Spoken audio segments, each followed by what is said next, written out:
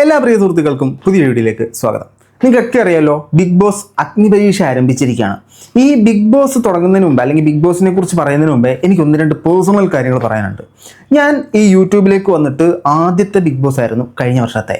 പൊതുവെ ഈ big boss തുടങ്ങുന്ന സമയത്ത് എൻ്റെ ലൈഫിൽ തൊലിഞ്ഞ് എന്തെങ്കിലും ഒരു കാര്യം സംഭവിക്കും. കഴിഞ്ഞ വർഷവും അതിഭീകരമായ ഒരു കാര്യം സംഭവിച്ചിരുന്നു. സോ എനിക്ക് ആ ഓപ്പർച്യൂണിറ്റി യൂസ് ചെയ്യാൻ പറ്റിയില്ല. ഈ ബിഗ് ബോസ് എന്ന് പറയുന്നത് യൂട്യൂബേഴ്സിന്, ഈ റിവ്യൂ ചെയ്യുന്നവർക്ക് ഒരു ചാകരയാണ്. ഇഷ്ടമാണെങ്കിൽ പോലും അല്ലെങ്കിൽ പോലും ഇതെല്ലാവരും കാണും, റിവ്യൂ ചെയ്യും, ഇത് കാണാൻ ഓഡിയൻസ് ഉണ്ടാവും, ഇതൊരു ഭയങ്കര സംഭവമാണ്. സോ എനിക്കത് കഴിഞ്ഞ തവണ യൂസ് ചെയ്യാൻ പറ്റില്ല. സോ ഈ തവണ നമ്മൾ ബ്ലാസ്റ്റ് ചെയ്യണം എന്നുള്ള വിശ്വാസത്തിലാണ് ഇറങ്ങി തിരിച്ചിരിക്കുന്നത്. സോ നിങ്ങൾ കാണുന്നവരെല്ലാം നമ്മളെ ഇഷ്ടപ്പെടുന്നുണ്ടെങ്കിൽ ലൈക്ക് ചെയ്യുക, സബ്സ്ക്രൈബ് ചെയ്യുക, ഹൈപ്പ് ചെയ്യുക, നിങ്ങളുടെ അഭിപ്രായങ്ങൾ തീർച്ചയായിട്ടും കമൻറ്റ് ബോക്സിൽ കമൻറ്റുകളായി രേഖപ്പെടുത്തുക. സോ നമുക്ക് നേരെ വീഡിയോയിലേക്ക് കിടക്കാം. Bigg Boss Agnipareeksha. ഈ അഗ്നിപരീക്ഷ എന്ന് പറയുന്നത് ഒരു പുതിയ കോൺസെപ്റ്റ് അല്ല. ഇതിനു മുമ്പ് മറ്റ് ഭാഷകളിലെല്ലാം ഈ സാധനം പയറ്റിയിട്ടുണ്ട്. പൊതുവേ നമ്മൾ പറയുമ്പോഴത്തേനും കോമണേഴ്സ്, ഞാൻ കോമണറടാ എന്നും പറഞ്ഞുകൊണ്ട് ഒരു സാധനമുണ്ട്. സോ കോമണേഴ്സിൽ നിന്നും പിക്ക് ചെയ്യുന്ന ഒരാൾക്ക് ഇതുവരെ വിജയിക്കാനുള്ള ചാൻസ് കിട്ടിയിട്ടില്ല. അനീഷാണ് അത്രയും വലിയ മൈൽ സ്റ്റോൺ എല്ലാം കടന്നു പോയതെന്നാണ് ഞാൻ വിശ്വസിക്കുന്നത്. സോ ഈ അഗ്നിപരീക്ഷ എന്ന് പറയുന്ന കോൺസെപ്റ്റ് എന്ന് പറഞ്ഞാൽ 40 കണ്ടസ്റ്റൻസിനെ ഇവർ തിരഞ്ഞെടുത്തിട്ടുണ്ട്. 10,000 കണക്കിന് ആളുകളിൽ നിന്ന് 40 പേരെ തിരഞ്ഞെടുത്തിട്ടുണ്ട്. 30 പേര് ഡയറക്റ്റ് ഓഡീഷനും 10 പേരെ ഈ പറയുന്ന മൈജി ഫ്യൂച്ചർ വഴിയും വൈറ്റ് ഗോൾഡിൻ്റെ അവരുടെ ഓഡീഷൻ വഴിയൊക്കെ ഈ 10 പേര്, അങ്ങനെ മൊത്തം 40 പേര്. ഈ 40 പേരിൽ നിന്ന് 5 പേരാണ് ബിഗ് ബോസ് തുടങ്ങുമ്പോഴത്തേനും ഈ സെലിബ്രിറ്റീസുമായിട്ട് മത്സരിക്കാനായിട്ട് കയറി അങ്ങോട്ട് പോകുന്നത്. സോ ആ ചെല്ലുന്നതിന് മുമ്പ് തന്നെ ഇവർ കുറച്ച് ആൾക്കാരെ ഓഡിയൻസിനെ ഉണ്ടാക്കും, ഇവർക്കൊരു ഫാൻ ബേസ് ഉണ്ടാവും. സോ പോപ്പുലർ ഫിഗർ ആയിട്ട് ഒരാൾ വരുമ്പോഴത്തേനും അവരുടെ ഈക്വൽ ആയിട്ടുള്ള ഒരു ബലം ഇവർക്കും കിട്ടും. രണ്ടും ഒരേ ത്രാസി വെച്ച് തൂക്കാൻ പറ്റും. ഇതാണ് ബേസിക്കായിട്ട് സാധനം. അപ്പോൾ ഈ അഗ്നിപരീക്ഷയ്ക്കകത്ത് റെനീഷയാണ് ഇതിൻ്റെ അവതാരികയായിട്ട് വരുന്നത്. ഓക്കെ, സീസൺ 8 സുനാപ്പികളൊക്കെ ഉണ്ടായിരുന്നു. അപ്പോൾ ഇതിനകത്ത് ബേസിക് സംഭവം എന്ന് പറഞ്ഞാൽ ആദ്യം 3 ജഡ്ജസിനെ ഇൻട്രൊഡ്യൂസ് ചെയ്തു. 3 ജഡ്ജസ് ആരൊക്കെയാ? രഞ്ജിനി ഹരിദാസ്. ഈ രഞ്ജിനി ഹരിദാസിൻ്റെ ഒരു ഇൻട്രോ എന്ന് പറഞ്ഞു കഴിഞ്ഞാൽ ജയിലിലൊക്കെ നിൽക്കുമ്പോഴത്തേനും ഇങ്ങനെ ഞാൻ കള്ളൻ രമണൻ എന്ന് പഠിച്ചൊന്നും നിൽക്കത്തില്ലേ, അതുപോലെയാണ് ഈ 3 ജയിൽ പുള്ളികളെ ജഡ്ജസിനെ ഇൻട്രൊഡ്യൂസ് ചെയ്തത്. ആദ്യം രഞ്ജിനി ഹരിദാസ്, ഫിയർലെസ് എന്നൊരു വിളിപ്പേരിലാണ് രഞ്ജിനി അറിയപ്പെടുന്നത്. രണ്ടാമത്തെ Akhil Marar, Bigg Boss season 5 rough and tough നിലവ, അത് പറയാൻ പാടില്ലല്ലേ, ഓക്കെ. അതിനുശേഷം റിയാസ്, ബിഗ് ബോസ് സീസൺ 4 റിയാസിനെ എന്തോ എഴുതി വെച്ചിട്ടുണ്ടായിരുന്നു, ഞാൻ ഓർക്കുന്നില്ല, ഗെയിം ചേഞ്ചർ എന്നാന്ന് തോന്നുന്നു റിയാസിനെ. ഞാൻ തന്നെ വിളിക്കുന്നത് വിമൽ കുമാർ എന്ന്. അതേപോലെ റിയാസിനെ ഇൻട്രൊഡ്യൂസ് ചെയ്തിട്ടുണ്ടായിരുന്നു. ഈ 3 പേരാണ് ജഡ്ജസ് ആയിട്ട് അവിടെ ഉണ്ടായിരുന്നത്. ഈ 3 പേരും കൂടെ വന്ന് നിന്ന സമയത്ത് ഇവർ 3 പേരും തമ്മിലൊരു ഗെയിമുണ്ട്. ആ ഗെയിമിലേക്ക് നമുക്ക് വരാം. ഈ 3 പേര് തമ്മിലൊരു ഗെയിമുണ്ട്. റിയാസ് ആണെങ്കിൽ അവനൊക്കെ എന്തിന്, ഞാനല്ലേ ഇതിനകത്ത് മെയിൻ, ഞാൻ സെറ്റ് ചെയ്താൽ പോലെ, പുള്ളിയുടെ സാധനം ഉണ്ടല്ലോ, അത് ആ ഒരു സെറ്റപ്പിലാണ് റിയാസിൻ്റെ പല മുഖഭാവങ്ങളും എനിക്ക് മനസ്സിലായത്. ഇവർ തമ്മിലൊരു ക്ലാഷും ഉണ്ട്, അതിലേക്ക് നമുക്ക് വരാം. അങ്ങനെ നിന്നപ്പോഴാണ് ഇവർ ഈ പറയുന്ന 40 കണ്ടസ്റ്റൻസിനെ വിളിക്കുകയും അവർക്കൊരു ടാസ്ക് കൊടുക്കുകയും ചെയ്തു. ടാസ്ക് എന്താണ്? കുറേ ഇവിടെ കുറേ സാധനങ്ങൾ കീ ഉണ്ട്. ഈ കീയിൽ കുറേ സാധനങ്ങൾ എഴുതി വെച്ചിട്ടുണ്ട്. ഈ എഴുതി വെച്ചേക്കുന്ന വായിച്ചിട്ട് അപ്പുറത്തൊരു പൂട്ടിനകത്ത് പൂട്ടിയിട്ടുണ്ട്. ആ പൂട്ടിൻ്റെ താഴെയും ഇതേപോലൊരു കാർഡ് എഴുതി വെച്ചിട്ടുണ്ട്. അപ്പം ഇത് നോക്കിയിട്ട് അത് ഏത് കീയുടെ കീ കിട്ടും, ഈ പൂട്ട് ഏതാണെന്ന് കണ്ടുപിടിക്കണം. എന്നിട്ട് ആ പൂട്ട് കുത്തി തുറക്കണം. പൂട്ട് കുത്തി തുറന്നാലേ ഇതിനകത്തോട്ട് കയറാൻ പറ്റും. അങ്ങനെ കണ്ടുപിടിച്ച് കുത്തി തുറക്കുക എന്നുള്ളതാണ് ടാസ്ക്. അപ്പോൾ ഇതെല്ലാം അതിഭീകരമായിട്ട് കണ്ടുപിടിച്ച് കുത്തി തുറന്നുകൊണ്ടിരുന്നപ്പോൾ ദാണ്ട് ഈ പെൺകുട്ടി ഉണ്ടോ, ഈ പെൺകുട്ടി ഫസ്റ്റിലേ തന്നെ നോട്ടീസബിളായി. ഈ പെൺകുട്ടിയുടെ പേരാണ് പൂജ നോട്ടീസബിൾ ആയെന്നു വെച്ച് കഴിഞ്ഞാൽ പൂജയുടെ കയ്യിൽ ഈ പറയുന്ന ക്ലൂ കിട്ടി. പൂജ ക്ലൂ കൊണ്ട് തുറക്കാൻ നോക്കിയിട്ട് തുറക്കാൻ പറ്റുന്നില്ല. ക്ലൂ മാത്രം പോരല്ലോ, ഇതിങ്ങനെ പിടിച്ചിട്ട് ഇങ്ങനെ തിരിക്കാൻ അറിയണ്ടേ. അപ്പോൾ പൂജയ്ക്ക് തിരിക്കാൻ അറിയത്തില്ല. അപ്പോൾ താണ്ട് ഇവനുണ്ടല്ലേ, ഈ മുടിയനായ പുത്രൻ, ഞാൻ ഹെൽപ്പ് ചെയ്യാം എന്നുള്ള വ്യാജേനെ ആ കീ മേടിച്ചിട്ട് അവനിട്ട് തുറക്കുക. അതായത് ഈ ക്ലൂ ഉള്ള ആൾക്ക് പൂട്ട് തുറക്കാൻ പറ്റൂ. പൂജയുടെ ക്ലൂ ഉണ്ട്, പൂജയുടെ കീ എന്ത് ചെയ്യേ ഇവൻ കൊണ്ടുപോയി. അവൻ്റെ ക്ലൂ ഇല്ല, പക്ഷെ ഇവന് കുത്തി തുറക്കാനുള്ള കീ ഉണ്ട്. അങ്ങനെ ഈ നമ്മുടെ ആങ്കർ ഇതിനകത്ത് ഇടപെട്ട് ചോദിച്ചു, ഇതിനകത്ത് ക്ലൂ ഇല്ലാത്തവരൊക്കെ മാറും എന്ന് പറഞ്ഞപ്പോഴത്തേനും നമ്മളെ അല്ലാത്ത പോലെ ഇരിക്കാം എന്ന് പറഞ്ഞിട്ട് ഇവൻ പിന്നെ കുത്തി തുറന്നുകൊണ്ടിരിക്കുക. ഇവനാണെന്ന് അറിയുന്നില്ലോ, ഇവൻ്റെ ക്ലൂ ഇല്ലല്ലോ. അങ്ങനെ ഈ പൂജയോട് ചോദിച്ചപ്പോൾ പൂജ പറഞ്ഞ്, ഞാൻ ഇവൻ്റെ കീ കൊടുത്തു, ഇവനാണ് അതെടുത്ത് യൂസ് ചെയ്തുകൊണ്ടിരിക്കുന്നത് പറഞ്ഞു. ആ സാധനം നമുക്കൊന്ന് കാണാം.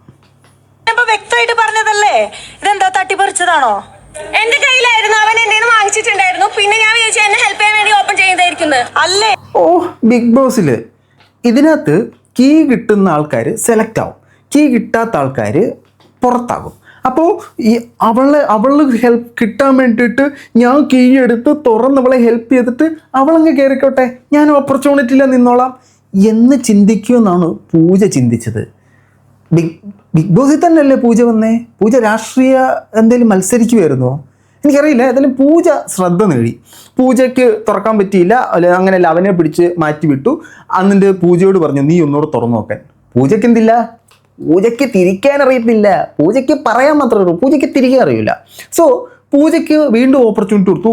2 ക്ലൂ പൂജയുടെ കയ്യിലുണ്ട്, ഒരു താഴെ പൂജയുടെ കയ്യിലുണ്ട്. ഈ 2 ക്ലൂവും അതിൻ്റെ കീം വെച്ചിട്ട് പോലും പൂജയ്ക്ക് തുറക്കാൻ പറ്റുന്നില്ല. പൂജ അന്നേരം അടിച്ചു ഒരു മാസ് കേൾക്കാം. ഞാൻ പോവില്ല കേട്ടോ, ഇവിടെ വരെ ഞാൻ എത്തിയിട്ടുണ്ടെങ്കിൽ ഞാൻ പോവില്ല. ഇത്രയും വരെ ഞാൻ എത്തിയിട്ടുണ്ടെങ്കിൽ ഞാൻ പോകില്ല എന്നൊക്കെ പറഞ്ഞ പൂജ എന്തായെന്ന് നമുക്ക് കുറച്ചുകൂടെ കഴിയുമ്പോൾ നോക്കാം. അതിനുശേഷം ഈ സെലക്റ്റായ താഴിട്ട് മണിച്ചിത്ര താഴിട്ട് തുറന്നവന്മാരെ എല്ലാം കൂടെ അകത്ത് പിടിച്ചിട്ടിട്ട് ഒരു മാല ഇൻട്രൊഡ്യൂസ് ചെയ്തു, ഇൻഫിനിറ്റി ചെയിൻ. ഈ മാലയുടെ പ്രത്യേകത എന്ന് പറഞ്ഞാൽ ഈ ടീം അംഗങ്ങളെല്ലാം 3ആയിട്ട് തരംതിരിക്കും. റിയാസ് സലീമിൻ്റെ ടീം, രഞ്ജിനി ഹരിദാസിൻ്റെ ടീം, അഖിൽ മാരാറുടെ ടീം. ഈ 3 ടീമിൽ നിന്നും ഒരാൾക്ക് ഈ മാല കിട്ടും. രഞ്ജിനി ഹരിദാസിൻ്റെ ടീമിൽ നിന്ന് ഒരാൾക്ക്, അഖിൽ മാരാറുടെ ടീമിൽ നിന്ന് ഒരാൾക്ക്, മറ്റേ റിയാസ് സലീമിൻ്റെ ടീമിൽ നിന്ന് ഒരാൾക്ക്. ഈ മാല കിട്ടുന്നവർ ഇതിൻ്റെ എന്തോ കിട്ടും എന്താണെന്നറിയത്തില്ല. ഇത് കിട്ടാത്ത കുറച്ച് ആൾക്കാരെ മാറ്റി നിർത്തുകയും ചെയ്യും. ഓക്കെ, ഇതാണ് ഈ മാല. ഈ മാല കിട്ടിയ സമയത്ത് ആങ്കറിൽ നിന്ന് പുഴുങ്ങുമായിരുന്നു, ഇങ്ങോട്ട് വരും എടുക്കുകയും ചെയ്തെന്ന് പറഞ്ഞാൽ മാല തിരിച്ചു. അപ്പം പിന്നെ ഒന്നും അറിയത്തില്ല, ചിങ്ക പിന്നെ മാല വരും എടുക്കാൻ പോകുന്ന ഇതാക്കും. ഇങ്ങനെയാണ് സംഭവം.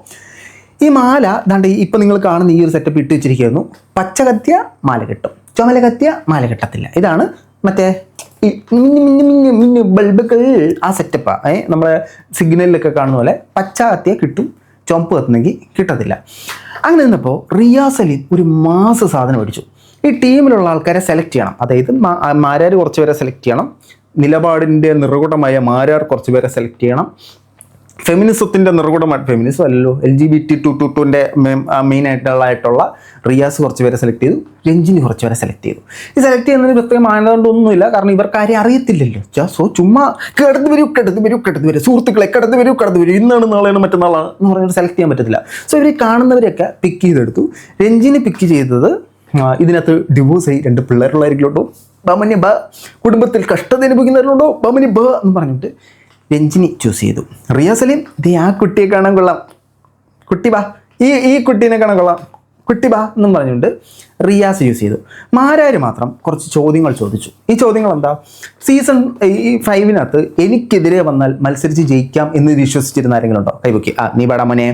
റിയാസ് സലീമിനെ ഗെയിം ചേഞ്ചർ എന്ന റിയാസ് സലീമിനെ മലത്തി അടിക്കണമെന്ന് ചിന്തിച്ച ആരെങ്കിലും ഉണ്ടോ? അങ്ങനെ അവർ കോൺഫിഡൻസ് വെച്ചിട്ട് മാരാർ സെലക്ട് ചെയ്തു. മാരാറുടെ സെലക്ഷൻ കുറച്ചും കൂടെ കൊള്ളാമെന്ന് എനിക്ക് തോന്നി. പക്ഷേ റിയാസ് സെലക്ട് ചെയ്ത സമയത്ത് ഒരു സാധനം പറഞ്ഞു.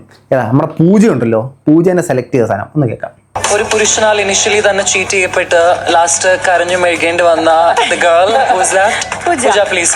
എന്ത് കൂതറ ഡയലോഗ് അടിക്കുന്നേ! ഒരു പുരുഷനാൽ ആദ്യം തന്നെ കരഞ്ഞു മെഴുകപ്പെടേണ്ടി വന്നേ. ശരിക്കും റിയാസ് സലീം ഗെയിം ചേഞ്ചറൊക്കെയാണ്, പക്ഷെ നിങ്ങളുടെ ഒരുമാതിരി കൂതറ നിലപാടല്ല ഇതിനകത്ത് വലിച്ചു കയറ്റണ്ടേ. പുള്ളി അവിടെ ഫെമിനിസം ഒന്തി കയറ്റാൻ നോക്കുക. നമുക്ക് LGBTQ ഒരു 10 പേരെ പിടിച്ചങ്ങ് കയറ്റിയാലോ? അങ്ങനെ ഉണ്ടാവും, സൂപ്പർ ആയിരിക്കത്തില്ലേ? എന്തൊരു സ്റ്റേറ്റ്മെൻ്റ് അത്! ഒരു പുരുഷനാൽ ആദ്യം തന്നെ കരഞ്ഞു വരിക. സ്ത്രീകളാൽ ഇവിടെ ആരും കരയുന്നില്ലല്ലോ, സ്ത്രീകൾ തെച്ചിട്ട് പോകുന്നതുകൊണ്ട് ഇവിടെ എന്ന് പറഞ്ഞ് ചിരിച്ചുകൊണ്ടിരിക്കുവാണോ? അതൊരു വളരെ മോശം സ്റ്റേറ്റ്മെൻ്റ് ആയിട്ട് എനിക്ക് ഫീൽ ചെയ്തു. അത് റിയാസ് എവിടെയോ മുനവെച്ച് പറഞ്ഞതുപോലൊരു സാധനം. ഓക്കെ, അതിനുശേഷം ഈ 3 പേരെ ടീമംഗങ്ങളെ 3ആയിട്ട് തരംതിരിച്ചു. ഇതാണ് അഖിൽ മാരാർ സെലക്ട് ചെയ്ത ടീം, ഇതാണ് റിയാസ് സലീം സെലക്ട് ചെയ്ത ടീം, അതേപോലെ ഇതാണ് രഞ്ജിനി ഹരിദാസ് സെലക്ട് ചെയ്ത ടീം. ഈ ടീമുകളിൽ നിന്നും ഇവർക്കിടയിൽ ഒരു ടാസ്ക് കളിപ്പിക്കും. ആദ്യത്തെ ടാസ്ക് റിയാസ് സലീമിൻ്റെ ടീമിനെ കൊണ്ട് കളിപ്പിച്ചു. ആദ്യത്തെ കളി എന്ന് പറഞ്ഞാൽ ഈ ഇതുണ്ടല്ലോ, നമ്മുടെ കപ്പ് ഇങ്ങനെ വെക്കുക, കപ്പിൻ്റെ മേളിൽ ഒരു സ്കെയിൽ വെക്കുക. ആദ്യം ഒരു കപ്പ്, ആ കപ്പിൻ്റെ മേളിൽ സ്കെയിൽ, 2 കപ്പ്, ആ കപ്പിൻ്റെ മേളിൽ ഒരു സ്കെയിൽ, 3 കപ്പ്, ആ കപ്പിൻ്റെ മനസ്സിലായ അങ്ങനെ ഒരു മല ഉണ്ടാക്കണം. ഹനുമാൻ പണ്ട് ചുമന്നോട്ട് പോയ മലയല്ല, പ്ലാസ്റ്റിക് കപ്പ് വെച്ചിട്ടുള്ള ഒരു മല ഉണ്ടാക്കണം. ഇതായിരുന്നു അവരുടെ ടാസ്ക്. ഈ ടാസ്കിൽ ഇവർ മത്സരിച്ചെങ്കിലും 2-3 പേരാണ് ഇത് കറക്റ്റായിട്ട് നിർത്തിയത്. ആ 3 പേരിൽ നിന്നും പെർഫെക്റ്റ് ആയിട്ട് കിട്ടിയ 3 പേരിൽ ഒരാൾ ഒന്ന് തണ്ട നമ്മുടെ ഈ പയ്യനാണ്. ഇവൻ്റെ പേരെന്നതായിരുന്നു? പേര് ഞാൻ പറഞ്ഞത്. ഇവൻ്റെ പേര് അബ്രാമാണ് 1, അനഘ ആണ് 2, പ്രണവാണ് 3. ഈ 3-ൽ നിന്നും ആരുടെയാണ് എക്സ്ട്രാ പെർഫെക്റ്റ് കറക്റ്റ് ആരുടെയാണ് കൃത്യം ആരുടെയാണെന്നൊക്കെ നോക്കിയിട്ട് നമ്മളിപ്പോൾ കാണുന്ന ഈ പ്രണവിനാണ് ആ പെൻഡൻറ്റ് ഇട്ട് കൊടുത്തത്. സോ അവന് റിയാസ് സലീമിൻ്റെ ടീമിൽ നിന്നും പെൻഡൻറ്റ് കിട്ടി. അതിനുശേഷം അടുത്ത ടീം അംഗങ്ങൾ വന്നു. രഞ്ജിനിയുടെ ടീമിൽ ഒരു കൊച്ചുണ്ടായിരുന്ന വർഷ മാസ സാധനം അടിച്ചു. എനിക്കൊന്ന് വർഷ ശരിക്കും മാരാറുടെ ടീമിലായിരുന്നു വരണ്ടേ. നിലപാടിൻ്റെ നിറകുടമായ നിലപാടിൻ്റെ സിംഹം അപ്പം കാണുന്നവനെ ഇപ്പം കണ്ടായിരുന്നല്ലോ എന്ന് പറയുന്ന വർഷ എന്താ സംഭവം എന്ന് പറഞ്ഞാൽ ഇവരുടെ റെസ്യൂമെ കൊടുക്കും. ഈ റെസ്യൂമിക്കകത്ത് നിൻ്റെ ഫേവറേറ്റ് ബിഗ് ബോസ് കണ്ടസ്റ്റൻ്റ് ആരാ എന്ന് ചോദിച്ചപ്പോഴത്തേനും ഒരു പേര് എഴുതി. വർഷ ഒരു പേരങ്ങ് എഴുതി. രഞ്ജിനി ഹരിദാസ് ചോദിച്ചു നിൻ്റെ ഫേവറേറ്റ് പ്ലെയർ ആരാ ചോദിക്കാറുണ്ടോ? രഞ്ജിനി ഹരിദാസ്. രഞ്ജിനി പോലെ സൂപ്പറായിട്ടുള്ള ആളുണ്ടോ എന്ന് ചോദിച്ചപ്പോഴത്തേനും രഞ്ജിനി തിരിച്ച് നീ പക്ഷേ ഇതിനകത്ത് എഴുതിയേക്കുന്നത് എൻ്റെ പേരല്ലല്ലോ എന്ന് പറഞ്ഞിട്ട് നമ്മൾ അശോകൻ ഇടുന്നൊരു എക്സ്പ്രഷനൊക്കെ ഇട്ട് അന്നേരം പുള്ളിക്കാരിയുടെ ഒരു എക്സ്പ്രഷൻ ഉണ്ടായിരുന്നു. നമുക്ക് ആ സീൻ ജസ്റ്റ് ആ സീൻ ഒന്ന് കാണാം. ഒരു എന്റർടൈൻമെന്റിന് വേണ്ടി നമുക്കൊന്ന് കാണാം. വർഷയുടെ ഏറ്റവും ഫേവറേറ്റ് ബിഗ് ബോസ് കണ്ടസ്റ്റന്റ് ആരാണ്? രഞ്ജന ചേച്ചി ഇതിന് ഒരു ടൈറ്റിൽ വിന്നർ ആകാൻ എഴുതിയേക്കുന്ന വേറെന്തോ ആണ്. ബട്ട് ഓക്കെ, വർഷ അന്ന വിജയ് അല്ലേ? അതെ. ഇതിൽ എഴുതിയേക്കുന്ന പേരാരാ? It says you admire Pearly Mani as a contestant. Is it? അല്ലൊക്കെ എപ്പോ സംഭവിച്ചു? അല്ല എന്റെ എഴുതി എന്നായിരിക്കും കേട്ടോ. ഇനി ചിലപ്പോൾ രഞ്ജിനിന്ന് എഴുതിയപ്പോഴത്തേനും രഞ്ജിനിയുടെ ആറിങ്ങനെ വരുമ്പോൾ അതിൻ്റെ ഇത് മായ്ച്ചു കളഞ്ഞത് പി ആയില്ലേ, അങ്ങനെ ചിലപ്പോൾ പേളിമാണിന്ന് എഴുതിയതാണെങ്കിലോ. പുള്ളിക്കാരി വർഷപ്പെട്ട് ഇങ്ങനൊരു CV അവരുടെ എഴുതിയിട്ടുണ്ടെന്നുള്ള കാര്യം ഓർത്തില്ലെന്ന് തോന്നുന്നു. ഏതായാലും നിപ്പിൽ നിറം മാറാനുള്ള ഒരു കേപ്പബിലിറ്റി ഉള്ള കുട്ടിയാണ് നമ്മുടെ ഈ വർഷ എന്നുള്ളത് ഏതായാലും മനസ്സിലാക്കി. ഇപ്പോൾ രഞ്ജിനിയുടെ പേരിനോട് ചേർത്ത് വെക്കാൻ പറ്റിയ പേരാണ് പേളിമാണി. ഇവരെല്ലാം കൂടെ മറ്റേ ഡൽഹിയിൽ പ്രൊട്ടസ്റ്റിന് പോയപ്പോൾ ഒരാൾ JP അനുകൂലിച്ചു, ഒരാൾ പ്രതികൂലിച്ചു. അങ്ങനെ ഇവർക്കിടയിൽ ഒരു നിലപാട് പ്രശ്നങ്ങളൊക്കെ ഉണ്ടായിട്ടുണ്ടായിരുന്നു. ഇപ്പോഴല്ല, അന്ന് മുതലേ ഇവർ തമ്മിൽ പ്രശ്നങ്ങളുണ്ടായിരുന്നു. അങ്ങനെ ഈ രഞ്ജിനി ഹരിദാസിൻ്റെ ടീമിലെ ടാസ്ക് എന്തെന്ന് ചോദിച്ചു കഴിഞ്ഞാൽ കുറേ വട്ടം വെച്ചിട്ടുണ്ട്. ഈ വട്ടത്തിനകത്ത് അഖിൽ മാരിയാർ എന്ന് പറയുമ്പോൾ അകത്തോട്ട് ചാടണം, റിനീഷ എന്ന് പറയുമ്പോൾ പുറത്തോട്ട് ചാടണം, രഞ്ജിനി എന്ന് പറയുമ്പോൾ വലത്തോട്ട് ചാടണം, റിയാസ് എന്ന് പറയുമ്പോൾ ഇടത്തോട്ട് ചാടണം. ഇതാണ് ടാസ്ക്. കുറച്ചും കൂടെ ലളിതമായി പറഞ്ഞാൽ നമ്മുടെ കുളങ്കര അതിനെ ഇച്ചിരിയും കൂടെ ഒന്ന് വിപുലീകരിച്ചു. അങ്ങനെ സ്വാഭാവികമായിട്ട് തെറ്റിപ്പോയല്ലോ. അങ്ങനെ തെറ്റിപ്പോയി അതിനകത്ത് ഈ പെൺകുട്ടിയാണ് ജയിച്ചത്. ഈ പെൺകുട്ടിയുടെ പേരാണ് പാർവതി. അങ്ങനെ പാർവതി അതിനകത്ത് ജയിച്ച് പാർവതിക്ക് മറ്റേ പെൻഡൻറ്റ് കിട്ടി. അത് കഴിഞ്ഞപ്പോൾ മാരാറ ടീം വന്നിട്ട് ചെയ്ത പരിപാടി എന്താണെന്ന് വെച്ച് കഴിഞ്ഞാൽ അവരുടെ മുമ്പിൽ കുറേ ഗ്ലാസ് വെച്ച് കൊടുക്കും. ഈ ഗ്ലാസ്സിനകത്ത് ഇങ്ങനെ ടക്കോ എന്ന് ബോൾ ഇടണം. ഒന്ന് കുത്തി ആ ഗ്ലാസ്സിനകത്ത് വീഴണം. ഏറ്റവും കൂടുതൽ ആ ഗ്ലാസ്സിനകത്ത് വീണ ആൾ ജയിക്കും. ഇതാണ്ട് ഈ പുള്ളിക്കാരനാണ് ഈ ഗ്ലാസ് ഇട്ട് ജയിച്ചത്.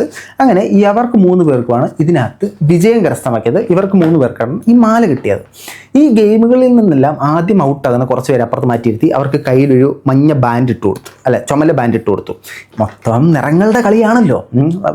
മജന്ത ചുമ്മാ പറഞ്ഞാൽ പച്ച മഞ്ഞാക്കാനുള്ള കളികൾ. അങ്ങനെ ഒരു ചുമന്ന ബാൻഡ് ഇട്ട് കൊടുക്കും. അവർ ഡേഞ്ചർ സോണിൻ്റെ പേര് നമ്മൾ മാറ്റിയിരിക്കുന്നത് ഡേഞ്ചർ സോണിനെ ഔട്ട് ഹൗസ് എന്നാണ് ഇവർ അറിയപ്പെടുന്നത്. അങ്ങനെ അവരെ ഔട്ട് ഹൗസിലേക്ക് മാറ്റി ഇവർ കുറച്ച് പേര് സെലക്ട് ആയി. അങ്ങനെ ഇരുന്നപ്പോൾ അവിടെ നടന്നൊരു സാധനം ഞാൻ കാണിക്കാമേ. ടാസ്കിൽ മുന്നേറിയില്ലേ? അത് കാര്യമില്ല, ഒരു ടാസ്ക് ജയിച്ചിട്ടില്ല, ഇവിടെ ജഡ്ജായിട്ടിരിക്കും. അത് കാര്യമില്ല. പക്ഷെ ബിഗ് ബോസ് ജയിച്ചു, MLA സ്ഥാനം തോറ്റു. നിങ്ങൾ 3 കൂടാണോ കളിക്കുന്നത്? ഇതിൽ നിങ്ങളിൽ ആര് ടൈറ്റിൽ വിന്നറാവും? നിങ്ങൾ ജഡ്ജസ് അല്ലേ? മറന്നുപോയെന്ന് തോന്നുന്നല്ലേ? ഒരു നിമിഷം ബിഗ് ബോസ് എന്ന് കേട്ടപ്പോഴത്തേനും അവർ തമ്മിലുള്ള മത്സരമാണ് അവർ ചിന്തിച്ചെന്ന് തോന്നുന്നു. ചോദിക്കുമ്പോഴത്തേനും ഒരു ടാസ്കിൽ ജയിച്ചിട്ടൊന്നും കാര്യമില്ല, നാക്കിന് ബലം വേണം. അവനെ കണ്ടോ, എന്ത് ടാസ്ക് ജയിച്ചിട്ടാണ് ജഡ്ജായിട്ട് വരെ വന്നിരിക്കുന്നത്. തിരിച്ചവിടുന്ന് ബിഗ് ബോസ് ജയിച്ചിട്ടെന്താ കാര്യം? ഗുണമൊന്നുമില്ല, MLA പൊട്ടി എന്ന് പറഞ്ഞു. അപ്പം മാരാറ് ബിഗ് ബോസിൽ കിടലാണ്. MLA പോയി നിന്നപ്പോൾ പോലും ബിഗ് ബോസ് 100 ദിനം കണ്ട് ആർക്ക് വേണമെങ്കിലും എന്നെ വോട്ട് ചെയ്ത് വിജയിപ്പിക്കാവുന്നതാണ്, എൻ്റെ ക്വാളിറ്റി ആണെങ്കിൽ നിങ്ങൾ ബിഗ് ബോസ് കണ്ടാൽ മതി, എന്ത് ചോദിച്ചാലും മാരാറ് നേരെ ബിഗ് ബോസിലേക്കും പോകും. ഇതാണ് ബേസിക്കായിട്ട് അവിടെ സംഭവിച്ച കുറേ ലീലാവിലാസങ്ങൾ എന്ന് പറയുന്നത്. ഇനി ഈ ബിഗ് ബോസിനെ കുറിച്ചിട്ട് നമ്മൾ കുറച്ച് കാര്യങ്ങൾ പറയുകയാണെങ്കിൽ, ഈ അഗ്നിപരീക്ഷ ഇതിന് കുറേ ബെനിഫിറ്റുകളുണ്ട്. ഈ അഗ്നിപരീക്ഷയോടൊപ്പം മത്സരിച്ച് വരുന്ന ആളുകളിൽ ഒരു ഫേസ് ഫെമിലിയാരിറ്റി കിട്ടും. അവർക്കിപ്പോൾ നമ്മൾ ആദ്യം പറഞ്ഞ പോലെ തന്നെ വലിയ സോ കോൾഡ് സെലിബ്രിറ്റീസുമായിട്ട് മത്സരിക്കുമ്പോഴത്തേനും അവർക്കൊരു മുൻതൂക്കം ലഭിക്കും, ഒരു മുൻകൈ ലഭിക്കും. ഓൾറെഡി ഇവർ കുറേ ഫാൻസിനെ ഉണ്ടാക്കിയിട്ടായിരിക്കും അങ്ങോട്ട് പോകുന്നത്. ഇവർ ഓൾറെഡി നമുക്കിടയിൽ ഫെമിലിയർ ആയിട്ടായിരിക്കും അങ്ങോട്ട് പോകുന്നത്. അങ്ങനെ കുറേ കാര്യങ്ങളുണ്ടാവും. അപ്പോൾ എനിക്കൊന്ന് ഈ ഷൂട്ട് കഴിഞ്ഞിട്ട് കുറച്ച് ദിവസം ആയെന്ന് തോന്നും. ഏതായാലും മാരാർ കുറച്ച് ദിവസം കൊണ്ട് ഇങ്ങനെ നടക്കുന്നു, ഇങ്ങനെ നിൽക്കുന്നു ഒക്കെ ഇട്ടിട്ടുണ്ടായിരുന്നു. അപ്പോൾ ഇവർ ഈ ജയിൽ പുള്ളിയെ പോലെ പിടിച്ചിട്ടുള്ള പോസ്റ്റൊക്കെ അന്നേരം മുതലേ എടുത്തതാണെന്ന് തോന്നുന്നു.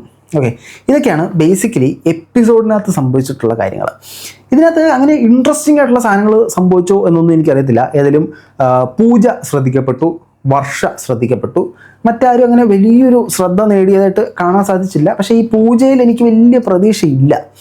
പൂജ ഇത്തിരി മാസ് കാണിക്കുന്ന പോലെയും പുഷ്പ ഫയറടാ എന്ന് പറയുന്നൊരു സാധനമാണ് എനിക്ക് ബേസിക്കലി അതിനകത്ത് ഫീൽ ചെയ്തത്. കാരണം ആളൊരു കോൺഫിഡൻസ് കാണിക്കാൻ ശ്രമിക്കുന്ന പോലെ തോന്നി. പിന്നെ 18 വയസ്സുള്ള ഒരു പെൺകുട്ടീനെ ഞാൻ നോട്ട് ചെയ്തു. ആ പെൺകുട്ടിയുടെ ഫോട്ടോ ഞാൻ എടുത്തില്ല കേട്ടോ. ആ പെൺകുട്ടിയുടെ ഒരു ഫീച്ചർ ഞാൻ കണ്ടെന്ന് പറഞ്ഞാൽ 18 വയസ്സേ ഉള്ളൂ. വീട്ടുകാർക്ക് വേണ്ടിയിട്ട് എഴുന്നേൽക്ക് നിൽക്കുന്ന ഒരു പെൺകുട്ടിയായിട്ടാണ് അതിനെ കാണാൻ സാധിച്ചത്. അതിൻ്റെ അമ്മയുടെ കാര്യങ്ങളൊക്കെ പറഞ്ഞപ്പോൾ തന്നെ ആ കുട്ടിയുടെ കണ്ണുകൾ നിറയുന്നതായിട്ട് കണ്ടു. പിന്നെ ഓടയിൽ ചെളി വാരിക്കൊണ്ടിരുന്നൊരു പയ്യൻ ഒരു ഓപ്പർച്യൂണിറ്റി കിട്ടി യൂസ് ചെയ്യുന്നുണ്ട്. ജിമ്മിലെ അവൻ്റെ ജോലി കളഞ്ഞിട്ട് വന്ന ഒരു പയ്യനെ അതിനകത്ത് കാണാൻ സാധിച്ചു.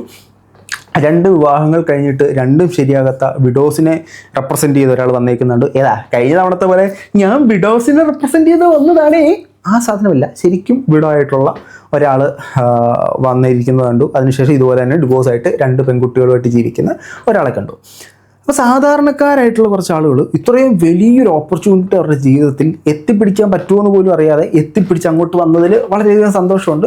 നിങ്ങൾക്ക് ആ ഓപ്പർച്യൂണിറ്റി ഒക്കെ നന്നായിട്ട് യൂസ് ചെയ്യാൻ പറ്റട്ടെ എന്നാണ് നമുക്ക് പറയാൻ പറ്റുന്നത്. ഇപ്പോൾ ഈ ആദ്യത്തെ ഇവരുടെ താക്കോൽ ചാടിപ്പിടിക്കുന്ന സാധനം ഉണ്ടല്ലോ, നമ്മളെ കൊച്ചിയിലൊക്കെ ഇങ്ങനെ ബിസ്ക്കറ്റ് അടിക്കത്തില്ലായിരുന്നോ, തൂക്കി ഇങ്ങനെ ഇടും. ആ ഗെയിമിൻ്റെ ഒരു ഇച്ചിരിയും കൂടെ മോഡിഫൈ ചെയ്ത വെർഷനാണ് നമ്മൾ ആദ്യം കണ്ട താഴും താക്കോൽ. നമ്മൾ ആദ്യം പറഞ്ഞില്ലേ, താഴിങ്ങനെ പൂട്ടിയിടും, താക്കോൽ ഇങ്ങനെ കുറേ ഹൈറ്റ് ഇടും, ചാടിപ്പിടിച്ച് ഇതിലെ ക്ലൂവും വായിച്ച് അതിലെ ക്ലൂവും വായിച്ച് അത് അൺലോക്ക് ചെയ്യണം. ആ ഒരു സാധനം ഹൈറ്റ് ഇല്ലാത്തവർക്ക് അത് ടഫും, ഹൈറ്റ് ഉള്ളവർക്ക് അത് ഭയങ്കര ഡിഫിക്കൽട്ടും ആയിരിക്കില്ലേ. അപ്പോൾ അവിടെ എന്തോ ഒരു പക്ഷാഭേദം എനിക്ക് ഫീൽ ചെയ്തു. ഇത് ഈ ബിഗ് ബോസിൻ്റെ കുറേ കാലങ്ങൾ കൊണ്ടേ പറയുന്നത് അവർക്ക് കുറച്ച് ആൾക്കാരെ ജയിപ്പിക്കണമെന്നുണ്ട്. അവർക്ക് അനുകൂലമായ ടാസ്കുകൾ കൊടുക്കും, അവർക്കല്ലാത്ത ടാസ്കുകൾ കൊടുക്കും എന്നൊക്കെയാണ് പറയുന്നത്. പിന്നെ മാരാരുണ്ടല്ലോ, ഒന്നും പേടിക്കാനില്ല. ബിഗ് ബോസിനകത്ത് എന്തെങ്കിലും നിയമവിരുദ്ധമായി നടക്കുന്നുണ്ടെങ്കിൽ മാരരത് തുറന്നു പറയും. മാരരത് പണ്ടോട്ടേ ഉള്ളതാണല്ലോ. എവിടെ നിൽക്കുന്നു അടിസ്ഥാനം വരെ വരി വെളിയിൽ എറിയുന്നൊരു സാധനം മാരാര് ചെയ്യുന്നുണ്ട്. അപ്പോൾ അതിനകത്ത് ഇത്തവണ പക്ക ട്രാൻസ്പെറൻറ്റ്, ഒരു ചെറിയ മാറ്റം വന്നാൽ പോലും മാരാര് തൂക്കിയടിക്കും. ഇതാണ് എപ്പിസോഡ് 1 സംഭവിച്ചത്. നമ്മുടെ ഈ വീഡിയോസിനകത്ത് എന്തെങ്കിലും മാറ്റം വരുത്തണമെന്നുണ്ടെങ്കിൽ നിങ്ങൾ തീർച്ചയായിട്ടും കമൻറ്റ് ബോക്സിൽ കമൻറ്റുകളെ രേഖപ്പെടുത്തുക. ഞാൻ മറ്റൊരു വീഡിയോ കൂടെ ചെയ്യാൻ ശ്രമിക്കാം കേട്ടോ. കുറച്ചും കൂടെ വേറൊരു സാധനം, ഈ റിവ്യൂ ഒന്നുമില്ല, ബിഗ് ബോസുമായിട്ട് ബന്ധപ്പെട്ട് വേറൊരു സാധനം. നിങ്ങളുടെ അഭിപ്രായങ്ങൾ തീർച്ചയായിട്ടും കമൻറ്റ് ബോക്സിൽ കമൻറ്റുകളെ രേഖപ്പെടുത്തും. നമ്മളെ സപ്പോർട്ട് ചെയ്യണമെന്ന് താഴ്മയായി അപേക്ഷിച്ചുകൊണ്ട് നമ്മൾ ഈ വീഡിയോ വൈൻഡപ്പ് ചെയ്യുന്നു. മറ്റൊരു കാണുന്നവരെ.